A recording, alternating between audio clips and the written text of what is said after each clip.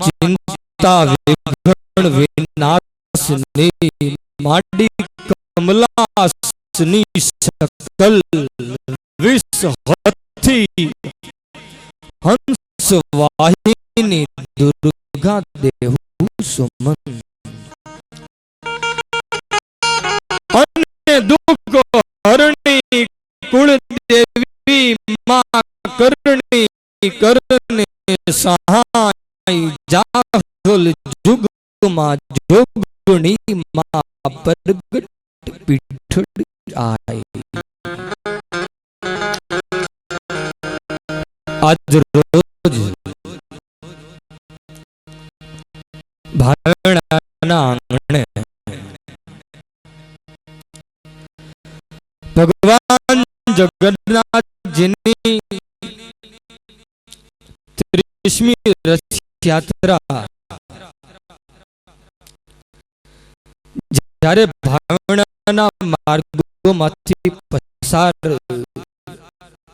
થઈ રહી હોય અને સૌરાષ્ટ્ર ચેનલ દ્વારા સમગ્ર ભાવનામાં લાઈવ પ્રસારણ થઈ રહ્યું હોય ત્યારે એવા જ ભગવાન જગન્નાથના ચરણોમાં વંદન કરી ટીવીના માધ્યમથી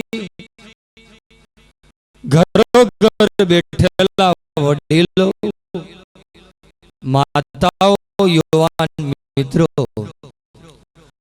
આપ સૌ કોઈને ગૌરાંગ જાનીના નમસ્કાર वंदन जय जगन्नाथ।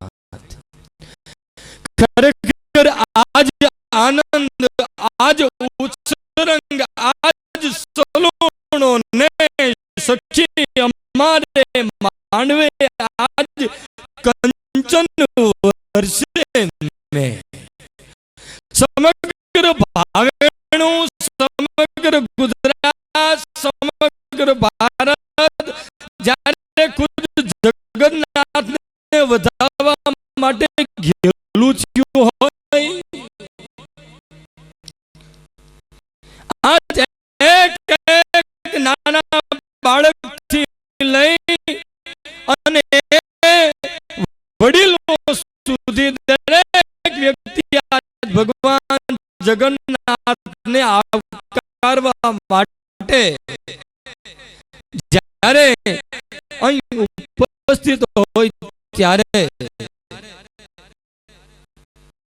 આજ કહેવાનું મન થાય કાઠિયાવાડમાં કોક દી ભૂલ પડ ભગવાન થાને મારો મહેમાન તને સ્વર્ગ ભૂલાવું સાંભળા શા માટે કાઠિયાવાડની ભૂમિ ઉપર કારણ આ ભૂમિ ત્યાગ અને સમર્પણની ભૂમિ છે।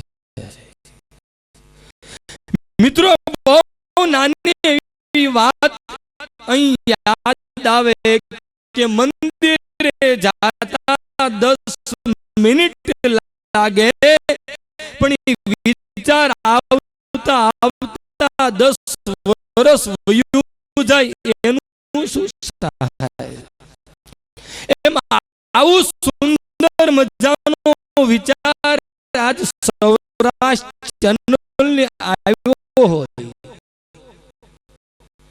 કે કઈક નવું કરવું અને સાથોસાથ ભાવનગરમાં પહેલી વાર જ્યારે ડાયરાનું આયોજન ઈ પણ લાઈવ પ્રસારણ થયું હોય એક બાજુ આપ સૌ કોઈ ભગવાન જગન્નાથજીની રથયાત્રાના પણ દર્શન કરી શકશો સાથોસાથ તમે આ ડાયરો પણ જોઈ શકશો। ત્યારે કેવાનું મન થાય, મોહન થાય મેમાન અમગર એક જ વાર જવું ને રાતી જુવાર તને સ્નેહ જમાડી સાંભળા.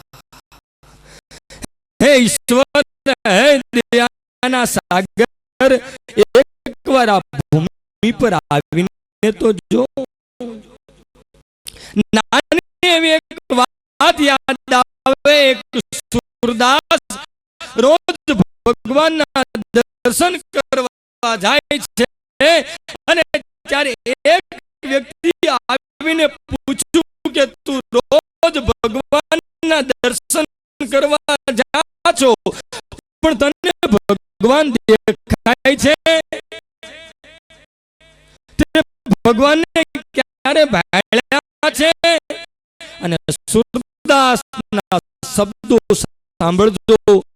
એ એટલું જ બોલ્યો કે મને તો ભગવાન નથી દેખાતા, પણ ભગવાનને તો હું દેખાઉં ને. આ માણસ રોજ અહીંયા આવે છે. કહેવાનો અર્થ, કહેવાનો સુર કે આજે મારે ને તમારે ભગવાન જગન્નાથના દર્શન કરવા માટે મિત્રો માત્ર આંખોની જરૂર નથી, પણ એ ભાવની પણ જરૂર છે, એ હૃદયની પણ જરૂર છે. અને એ તો વિચારો કે 29 વર્ષના વાણા વાઈ ગયા હોય. આ રથયાત્રા માત્ર ઈશ્વરના દર્શનની સાથે સાથે લોક જાગૃતિનું પણ કાર્ય કરે છે. કે જ્યારે પહેલી રથયાત્રા નીકળી ત્યારે એની અંદર 35 વાહનો હતા. જ્યારે આ 30મી રથયાત્રાની અંદર મિત્રો 150 વાહનો થયા. આજ મારું અને તમારું આ ધર્મ છે અને ધર્મને ટકાવી રાખવાનું કાર્ય જો કોઈ કર્યું હોય, રથયાત્રા જ્યારે નીકળતી હોય ત્યારે રથયાત્રાની સાથે સાથે એક નામ આપણને યાદ આવે અને એ છે સ્વર્ગસ્થ ભીખુભાઈ ભટ્ટ. એને હું અને તમે ન ભૂલી શકીએ, કારણ આ રથયાત્રાનું પ્રથમ પુષ્પ રજૂ કર્યું હોય તો ભીખુભાઈ ભટ્ટે રજૂ કર્યું હોય. અને ઈ કાર્યને જો જાળવી રાખવામાં જેનો ભગીરથ પ્રયાસ હોય, ઈ છે મારા અને તમારા હિન્દુઓના હૃદય સમ્રાટ માનનીય હરુભાઈ ગોંડલિયા. ત્યારે આવો હું અને તમે એ કૃષ્ણના રંગે રંગાઈએ, એની ભક્તિમાં